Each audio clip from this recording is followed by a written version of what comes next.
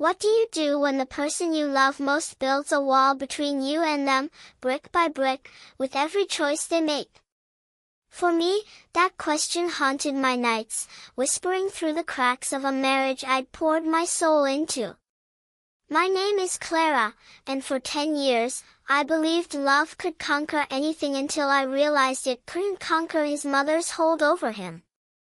I met Daniel in a coffee shop, of all places. It was one of those rainy afternoons where the world feels small and cozy, and he was reading a book I loved. We talked for hours, laughed over spilled coffee, and by the time we parted, I knew I'd found something rare. He was kind, thoughtful, with eyes that crinkled when he smiled. When we married 2 years later, I thought we were building a life together, a fortress of our own. But I didn't see the shadow looming: his mother, Eleanor. Eleanor was a force, a woman who commanded attention with her sharp tongue and sharper expectations. She loved Daniel fiercely, but her love was a leash, pulling him back whenever he stepped toward me. At first, it was small things. She'd call during our date nights, and he'd drop everything to answer. She'd critique my cooking, my job, even the way I folded his shirts, and he'd nod along, never defending me.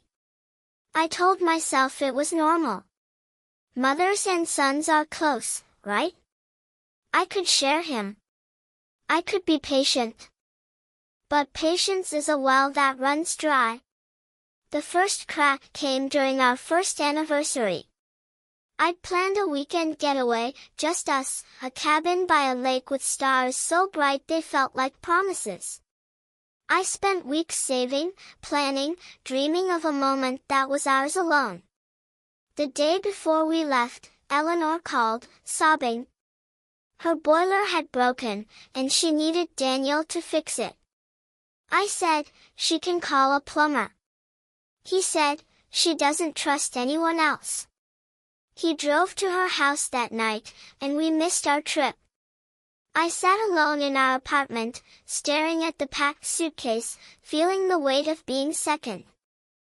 I tried to talk to him. God, I tried. I'd sit him down, my heart pounding, and say, Daniel, I need you to choose me sometimes. He'd promise he would, but promises are just words when actions don't follow. Eleanor's needs always came first. When I got a promotion and wanted to celebrate, she had a health scare that turned out to be indigestion. When I miscarried our first child, he was at her house, helping her repaint her kitchen because she couldn't handle the stress alone. I grieved alone, my tears soaking the pillow while he was gone. The years blurred, each moment of neglect piling on to the last. I became a ghost in my own marriage, fading into the background of his loyalty to her. I wondered if I was the problem. Was I too needy? Too selfish? I tried harder, cooked his favorite meals, wore the dresses he loved, smiled through the pain. But love shouldn't feel like a performance. Then came the twist, the moment that shifted everything. It wasn't Eleanor who broke, it was Lily. She was Daniel's childhood friend, someone I'd met a few times at gatherings. She was quiet, unassuming, with a warmth that made you feel seen. One evening, after another canceled dinner because Eleanor needed Daniel to drive her to a doctor's appointment, I ran into Lily at a bookstore. We started talking, and I don't know why, but I poured my heart out. I told her about the missed anniversaries, the lonely nights, the way I felt like an intruder in my own life. Lily listened, her eyes soft but piercing. Then she said something that hit like a thunderbolt. Clara, you're not just fighting his mother. You're fighting a man who's choosing to stay a boy. Her words were a mirror, reflecting a truth I'd avoided. She told me about her own past, how she'd left a relationship where she was always second to someone else's needs. You deserve to be the priority, she said. Not just sometimes, always. That night, I didn't sleep. Lily's words echoed, and for the first time, I saw Daniel not as the man I loved, but as someone who couldn't love me enough to stand up for us. The breaking point came on my 38th birthday. I'd asked for one thing, a quiet dinner at home, just us.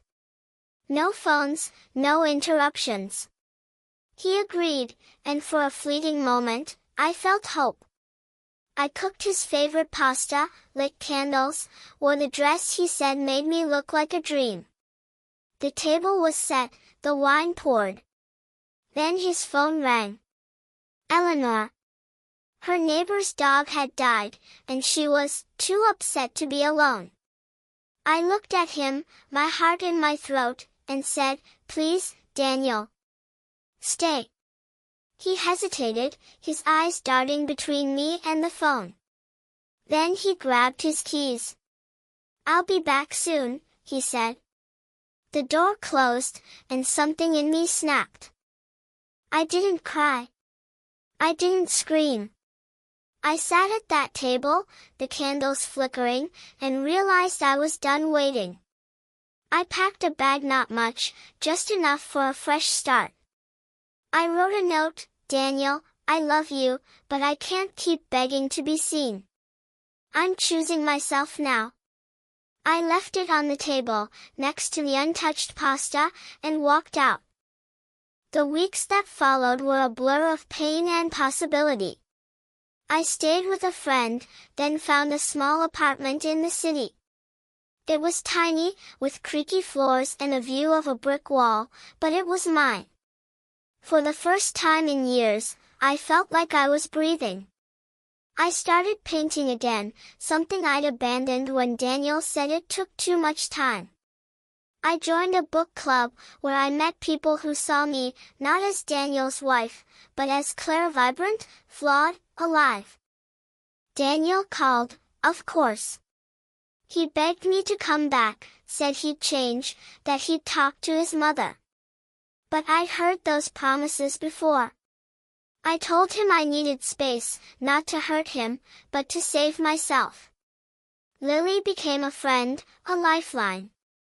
She'd check in, bring coffee, share stories that reminded me I wasn't alone. One day, she gave me a journal with a quote on the cover, "You are enough."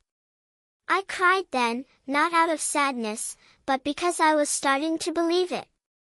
Eleanor never reached out. I don't know if she ever understood the role she played, or if she even cared. Part of me hopes she did, but I've learned not to hang my peace on others' actions. Daniel and I are still sorting through the wreckage. Divorce papers are on the table, but I'm not rushing.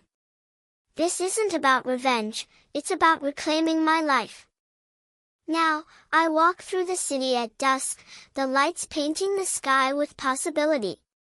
I've started taking classes, learning to cook for one, dancing in my apartment to music I choose. I'm not whole yet. There are still nights when the loneliness stings, when I miss the man I thought Daniel was.